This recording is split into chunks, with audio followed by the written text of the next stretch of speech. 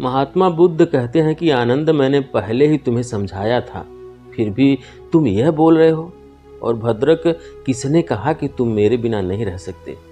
तुम सभी इसीलिए दुखी हो क्योंकि तुम सत्य को स्वीकार नहीं कर रहे हो। यदि एक बार सत्य को स्वीकार कर लोगे तो तुम्हारा सारा दुख दूर हो जाएगा। मैंने सदैव यह सिखाया है कि जो इस धरती पर आया है उसे एक दिन अवश्य जाना होगा। मृत्यु तो निश्चित है, यह एक ना एक दिन सबको आनी है। यदि तुम इस सच्चाई को स्वीकार कर लोगे तो तुम्हारा दुख अवश्य दूर होगा। इस दुख की वजह यह है कि तुम सब सत्य से भाग रहे हो। सत्य को स्वीकार करो, तुम्हें किसी की आवश्यकता नहीं है। मैंने कहा है कि अपो दीपो भव, अर्थात अपने दीपक स्वयं बनो। दोस्तों, किसी आश्रम में एक महात्मा अपने शिष्यों के साथ रहते थे और वह महात्मा बहुत ही ज्ञानी थे और उसी तरह उनके सभी शिष्य भी उतने ही होशियार और बुद्धिमान थे। वह सभी शिष्य बड़े ध्यान से अपनी शिक्षा ग्रहण कर रहे थे। उन महात्मा के सभी शिष्यों में से एक शिष्य ऐसा भी था जो बड़ी ही जल्दी कोई भी चीज सीख लेता था और वो सभी ग्रंथ भी बड़े ध्यान से पढ़ता था। महात्मा द्वारा दिए गए उपदेश भी बड़े ध्यान से सुनता था। महात्मा द्वारा दिखाए गए मार्ग पर चलने का खुद से हमेशा प्रयत्न करता था। उसकी बुद्धिमत्ता और शिक्षा के प्रति इतनी लगन देखकर हर कोई उसकी तारीफ करता था। वह अपने इस काम में बहुत ही ज्यादा तेज था। उसको बौद्ध धर्म के प्रति जिज्ञासा भी बहुत काफी थी और वह शिष्य जब भी कुछ पढ़ता उसे पहली बार में ही समझ में आ जाता था और जब किसी अन्य शिष्य को एक बार में वो समझ में नहीं आता था तो उन्हें भी वो सिखा देता था। उसे कभी भी पुनः कोई भी चीज समझने की आवश्यकता नहीं पड़ती थी और महात्मा भी उस शिष्य के इस गुण से अवगत थे। दोस्तों, एक दिन महात्मा सुबह सुबह अपने सभी शिष्यों को उपदेश दे रहे थे और उपदेश देते समय एक ऐसे वाक्य का उच्चारण किए जो उस शिष्य के समझ में नहीं आया, लेकिन वो पुनः महात्मा से उसका अर्थ भी नहीं पूछा। उपदेश समाप्त होने पर वह शिष्य अपनी कुटिया में जाता है और सभी ग्रंथों को खोलकर पढ़ने लगता है कि कहीं तो उस वाक्य का अर्थ जरूर लिखा होगा। वह सारे ग्रंथ ढूंढता है किंतु उसे उस वाक्य का अर्थ नहीं मिलता और वह परेशान हो जाता है कि आज से पहले ऐसा कभी नहीं हुआ कि उसे कुछ पढ़ने पर समझ में न आए। वह किसी दूसरे से भी पूछने में संकोच करता था कि जहां वो सबको सिखाता था और आज उसे पूछना पड़ रहा है। वह काफी सोच विचार करने लगता है कि अब वह क्या करे।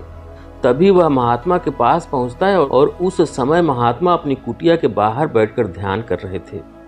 वो उनके पास जाता है और कहता है कि हे गुरुदेव, शुरू से लेकर आज तक जो कुछ भी मैंने सीखा है, पढ़ा है, उसे पहली बार में ही सीख लेता था, समझ लेता था, लेकिन आज पहली बार ऐसा हुआ है जिससे मैं बहुत निराश हूँ। यह सुनकर महात्मा पूछते हैं कि ऐसी कौन सी बात है जो तुम्हें निराश कर रही है। यह सुनकर शिष्य कहता है कि मैंने आज तक अपनी प्रतिभा से सारा ज्ञान स्वयं अर्जित कर लिया है। आज से पहले कभी ऐसा नहीं हुआ कि मैं किसी प्रश्न का उत्तर नहीं ढूंढ लूं, लेकिन आज वो हुआ। आपके द्वारा दिए गए आज के उपदेश मुझे संकट में लाकर खड़ा कर दिया है। उस एक वाक्य का अर्थ मैंने न जाने कितने ग्रंथों में ढूंढ लिया होगा, लेकिन उसका अर्थ मुझे अब तक समझ में नहीं आया। मेरे समझ में ही नहीं आ रहा है कि ये सब कैसे हुआ। ऐसा तो नहीं होना चाहिए था। मैंने पूरा ज्ञान अर्जित किया है, मुझे तो सब आता है, फिर आज कैसे मैं चूक गया। उस शिष्य का यह शब्द सुनकर महात्मा समझ जाते हैं कि ये शिष्य नहीं, उसका अहंकार बोल रहा है और तब उस शिष्य से महात्मा कुछ भी नहीं कहते और अपने स्थान से उठकर अपनी कुटिया में चले जाते हैं। यह देखकर शिष्य को समझ में नहीं आता कि महात्मा ने उत्तर क्यों नहीं दिया। अब वह और अधिक विचलित हो जाता है और इधर उधर घूमने लगता है। वह शिष्य पूरी रात सो नहीं पाता है, यह सोचते हुए कि उस वाक्य का अर्थ क्यों उसे समझ नहीं आया और क्यों महात्मा जी ने कोई उत्तर नहीं दिया। रात भर उसने अपने दिमाग पर बहुत जोर डाला और सारी रात बेचैन रहा। सुबह उठने के बाद वह फिर महात्मा के पास जाता है कि शायद अब वो कुछ बताएं, लेकिन महात्मा कोई जवाब नहीं देते। शिष्य पूरे दिन इधर से उधर भटक रहा था। महात्मा यह बात अच्छी तरह से जानते थे कि शिष्य क्यों इतना बेचैन है, लेकिन फिर भी वह कुछ नहीं कहते। शाम तक जब वो शिष्य देखता है कि महात्मा कोई उत्तर नहीं दे रहे हैं, तब वह फिर महात्मा के पास जाता है और कहता है कि हे गुरुदेव, आपने कुछ बताया नहीं। तब महात्मा उस शिष्य की तरफ देखते हैं और कहते हैं कि क्या तुम यह जानते हो कि तुम इतना बेचैन क्यों हो? शिष्य कुछ नहीं कहता। वह उस समय पूरी तरह दुविधा में है कि ये सब हो क्या रहा है। तब महात्मा कहते हैं कि मैं जानता हूं कि तुम इतना विचलित क्यों हो और क्या चाहते हो। शिष्य कहता है कि यदि आप जानते हैं तो क्यों मेरी दुविधा और मेरी उलझन को कम नहीं करते? मैं कब तक ऐसे ही परेशान रहूं? मैं कब तक ऐसे ही परेशान रहूं? यह सुनकर महात्मा कहते हैं कि यह परेशानी तो तुमने स्वयं उत्पन्न की है। इसके पीछे की इसकी वजह केवल तुम हो, जो अपने अहंकार में आकर स्वयं के लिए समस्या खड़ी कर रहे हो। भला ऐसा अहंकार किस काम का, जो ना तुम्हें खाने दे ना सोने दे, हर वक्त विचलित रखे। यह सुनकर शिष्य कहता है कि हे गुरुदेव, आप कहना क्या चाहते हैं? मैं कुछ समझा नहीं। तब महात्मा उसे बताते हैं कि वत्स, अहंकार व्यक्ति की बुद्धि को भ्रष्ट कर देता है। अहंकारी व्यक्ति स्वयं को हर तरह से सर्वगुण संपन्न समझने लगता है। तुमने स्वयं को अहंकार से भर रखा है कि तुम्हें सब आता है, और यही तुम्हारी समस्या है। जब एक जोकर अपनी कला से सबको हंसाता है, तब वह भी कभी कभी सबको नहीं हंसा पाता, और तब स्वयं पर मेहनत करता है कि अगली बार सबको हंसा सके। अर्थात जब हम ज्ञान अर्जित करते हैं या शिक्षा देते हैं, उस समय हम सीखते हैं। यदि हमें कुछ नहीं आता तो हमें उसे सीखने का प्रयास करना चाहिए, ना कि यह हट करना चाहिए आपको वह क्यों नहीं आता। यदि तुम्हें सब आता है और कभी कोई चीज नहीं आई, तो समझदारी इसी में है कि आप उसे सीखें, ना कि यह सोचें कि आपको यह क्यों नहीं आया। मेरी एक बात हमेशा स्मरण रखना वत्स, कि जीवन में सभी व्यक्ति एक समान है। अहंकार के साथ कुछ भी प्राप्त नहीं होता, बल्कि हमारा सब कुछ छिन जाता है। हमें स्वयं को इस तरह बनाना है कि हमारे भीतर सभी के लिए एक समान आदर सत्कार हो। यदि आज तुम्हारे भीतर तुम्हारे ज्ञान का अहंकार नहीं होता, तो तुम उस वाक्य का अर्थ अपने अन्य साथियों से पूछ सकते थे, जैसे वो तुमसे पूछते थे, और तुम्हें इतनी समस्या नहीं होती। लेकिन तुमने ऐसा नहीं किया, क्योंकि तुम स्वयं के अहंकार में उन्हें कम आंकते हो। लेकिन मेरी दृष्टि से देखा जाए तो आप सब एक समान हैं। यह जो कुछ भी हुआ है सब तुम्हारे अहंकार ने करवाया है। इसलिए स्वयं को इससे अलग करो, स्वयं को खाली करके ज्ञान अर्जित करो। तब देखना कि तुम किस दिशा की तरफ बढ़ते हो। अहंकार से मुक्त होकर ही तुम सही मार्ग पर ज्ञान को अर्जित कर सकते हो, और दूसरों को भी तभी सही राह दिखा सकते हो। महात्मा द्वारा यह समझाने पर शिष्य की आंखें खुल जाती है, और तब से उसे एहसास होता है कि वह क्या भूल कर रहा था, और तब महात्मा के कहे अनुसार सही दिशा की ओर वह बढ़ना शुरू करता है। दोस्तों, इस कहानी से हमें यह सीख मिलती है कि व्यक्ति को जीवन में कभी भी स्वयं के भीतर अपने गुणों का अहंकार नहीं लाना चाहिए, और ना ही कभी यह सोचना चाहिए कि उसे सब आता है, बल्कि उसकी सोच हमेशा यह होनी चाहिए कि वो अज्ञानी है, उसे कुछ नहीं आता, और निरंतर कुछ सीखते रहने का प्रयास करना चाहिए। आनंद महात्मा बुद्ध के प्रिय शिष्य थे, यह बात हम सभी जानते हैं, और वह हमेशा उनकी परछाई बनकर बुद्ध के साथ रहते थे, और बुद्ध के अंतिम समय में भी वह बुद्ध के साथ ही रहा करते थे। जब महात्मा बुद्ध अपने अंतिम समय में थे, तब आनंद उनकी देखभाल करते थे, उनकी सेवा करते थे, हमेशा बुद्ध के आसपास ही रहते थे, और आनंद की तरह ही अन्य शिष्य भी बुद्ध के अंतिम समय में दुखी ही थे। सबके भीतर बस एक ही प्रश्न था कि कैसे वह सब बुद्ध के बिना आगे बढ़ेंगे।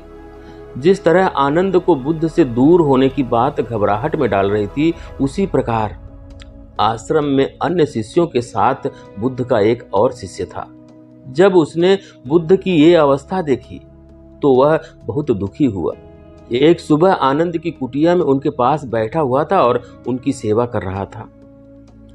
तभी महात्मा बुद्ध और आनंद को कुछ आवाजें सुनाई देती है। बुद्ध बड़े ध्यान से उस आवाज को सुनने लगते हैं और तब आनंद से कहते हैं, आनंद जाओ देखो यह किसकी आवाज है। आनंद कुटिया के बाहर जाते हैं तो देखते हैं कि उस समय बुद्ध का ही एक शिष्य भद्रक बाहर बैठा हुआ रो रहा था। उसकी आंखों से आंसू रुकने का नाम ही नहीं ले रहे थे। भद्रक को रोता देख आनंद भीतर जाते हैं और कहते हैं कि हे तथागत, बाहर भद्रक बैठा हुआ है और वही जोर जोर से रो रहा है। महात्मा बुद्ध कहते हैं कि जाओ जाओ उसे भीतर लेकर आओ। आनंद बाहर जाते हैं और कहते हैं कि भद्रक, तथागत ने तुम्हें बुलाया है। यह सुनकर भद्रक अंदर जाता है और बुद्ध को देखते ही उसके आंसू रुकते नहीं, वह और ज्यादा रोने लगता है। शिष्य को यूं रोता देख बुद्ध उससे पूछते हैं, क्या हुआ भद्रक, क्यों इतना रो रहे हो? मन में कोई बात है तो बताओ भद्रक। उस समय भद्रक चुप रहता है, कुछ नहीं कहता। तथागत पुनः उससे कहते हैं कि बोलो क्या बात है भद्रक। तब वह बुद्ध के चरणों के पास बैठ जाता है और रोते हुए कहता है कि हे भगवान, आप हमें छोड़कर ना जाएं, आपके बिना हम कैसे रहेंगे। भद्रक की यह बात सुनकर आनंद की आंखों में भी आंसू आ जाते हैं और अपने सभी शिष्यों को ऐसे देख बुद्ध भद्रक के सिर पर हाथ रखते हैं और कहते हैं कि केवल इसी बात से दुखी हो, तुम इतना परेशान सिर्फ इसलिए हो। यह सुनकर भद्रक कहता है, ये कोई छोटी बात नहीं है तथागत, मैं आपसे दूर होने के विचार से ही विचलित हो रहा हूँ। यदि विचार इतना पीड़ा दे रहा है तो आपके जाने के बाद क्या होगा, हम नहीं जानते। आप हमें छोड़कर ना जाएं। आपने हम सबको जीवन की सही राह दिखाई है, सभी का मार्गदर्शन किया है। यदि आप ही नहीं रहेंगे तो हमें आगे यह सब कौन बताएगा तथागत। आपके बिना तो हम कुछ भी नहीं हैं, बिल्कुल अधूरे हैं। आप हैं तो हम हैं, आपके बिना यह पूरा जीवन अंधकार से भरा हुआ है। आप ही इसमें प्रकाश डाल सकते हैं, तो आप ही बताएं कैसे हम आपसे दूर हो जाएं। भद्रक की यह बात सुनकर आनंद कहते हैं कि भद्रक सत्य कह रहा है तथागत, आपके बिना हम भी नहीं हैं। तब महात्मा बुद्ध यह सुनकर मुस्कुराने लगते हैं। बुद्ध को यूं मुस्कुराता हुआ देखकर दोनों ही शिष्य समझ जाते हैं कि जरूर बुद्ध के भीतर कुछ चल रहा है। तब वह बुद्ध से पूछते हैं कि क्या हुआ तथागत। तब महात्मा बुद्ध कहते हैं कि आनंद, तुम्हें पहले ही मैंने समझाया था, फिर भी तुम यह बोल रहे हो। और भद्रक, किसने कहा कि तुम मेरे बिना नहीं रह सकते? तुम सभी इसीलिए दुखी हो क्योंकि तुम सत्य को स्वीकार नहीं कर रहे हो। यदि एक बार सत्य को स्वीकार कर लोगे तो तुम्हारा सारा दुख दूर हो जाएगा। मैंने सदैव यह सिखाया है कि जो इस धरती पर आया है वह एक दिन जरूर जाएगा, क्योंकि मृत्यु तो निश्चित है। यह एक ना एक दिन सबको आनी है। यदि तुम इस सच्चाई को स्वीकार कर लोगे तो तुम्हारा दुख अवश्य दूर होगा। इस दुख की वजह यह है कि तुम सब सत्य से भाग रहे हो। सत्य को स्वीकार करो, तुम्हें किसी की आवश्यकता नहीं है। मैंने कहा है कि अपो दीपो भव, अर्थात अपने दीपक स्वयं बनो। यदि तुमने यह कर लिया तो जीवन में कभी किसी की जरूरत नहीं पड़ेगी। आपके भीतर ज्ञान है, फिर आप क्यों उसे बाहर खोज रहे हैं? स्वयं के भीतर एक बार झांको, वो सब तुम्हें वहीं दिखेगा। जिस तरह मैंने अकेले यह मार्ग तय किया और तुमसे मिला, उसी तरह जब तुम इस मार्ग पर आगे बढ़ोगे तो तुम अन्य लोगों से मिलोगे। स्वयं को कहीं मत भटकाओ, किसी पर निर्भर मत रहो। बस कुछ करना है तो सत्य को स्वीकार कर लो। सत्य की राह पर कदम बढ़ाओ, कोई भी दुख तुम्हें दुखी नहीं कर पाएगा। जीवन में निराश होने की तो कोई वजह मिल जाएगी, किंतु आपको खुशी की वजह को तलाशना है, तभी आप खुश रह पाएंगे। बस एक चीज करो, वह भी मन से, वचन से, कर्म से एक निष्ठ होकर साधना करो। आप भीतर से ज्ञान से भर जाओगे। तुम्हें किसने कहा कि मैं तुम्हें छोड़कर जा रहा हूं? मेरा शरीर तुमसे दूर हो रहा है, लेकिन विचारों से मैं सदैव तुम्हारे साथ रहूंगा। महात्मा बुद्ध की यह बातें सुनकर भद्रक बहुत अधिक प्रभावित हो जाता है और उसे बुद्ध की बातें समझ में आ जाती है। तब वह बुद्ध के गले लग जाता है। अपने शिष्य के भीतर स्वयं के लिए इतनी करुणा देखकर महात्मा बुद्ध भी बहुत खुश हो जाते हैं। तो ये थी आज की कहानी दोस्तों। आपको कैसी लगी कमेंट करके जरूर बताएं। वीडियो को लाइक करें, शेयर करें और चैनल पर अभी तक नए हैं, चैनल को सब्सक्राइब नहीं किए हैं तो प्लीज़ चैनल को सब्सक्राइब जरूर कर लें। बेल आइकन भी प्रेस कर लें ताकि आने वाली सभी वीडियो का नोटिफिकेशन सबसे पहले आपको मिले। वीडियो देखने के लिए बहुत बहुत धन्यवाद।